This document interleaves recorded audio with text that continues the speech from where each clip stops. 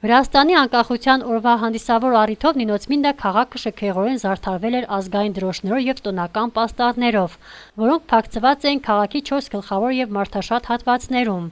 Ոստիկանության շենքի մոտ, Մայիսյան հաղթանակի այգում, դեպի Սատխա տանող ճանապարհին եւ Մշակույթի տան բակում։ Պաստառների վրա որպես հարգանքի եւ հայրենասիրության խոր արտահայտություն գրված էր. «Շնորհավոր անկախության օրը»։ Այս ամենը իր նպատակն ու կարևորությունն ունի հասարակության համար։ Անկախությունը բոլոր մեր ժողովրդին բերեց մեր անկախությունը, որ ճանաչեցինք մեր գիրը, մեր գրականությունը, մեր պատմությունը, որը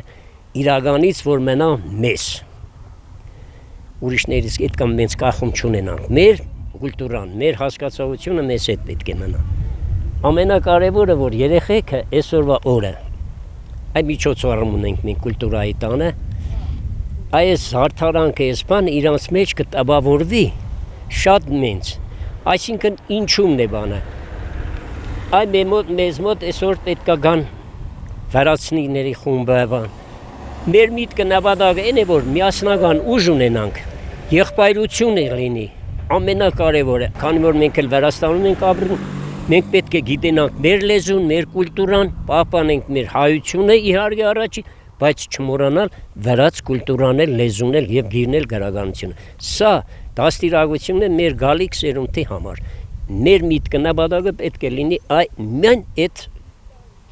ուղղը կանգնած։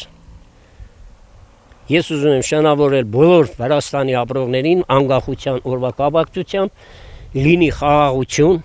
ամենակարևոր իմ միտքը նպատակը միայն խաղաղությունն է, որպեսզի գալիք սերունդը գիտենա ինչու համար է իրանք ապրում, ինչ կնշանակի իրանց անկախությունը։ Այսքան բան, շնորհակալություն։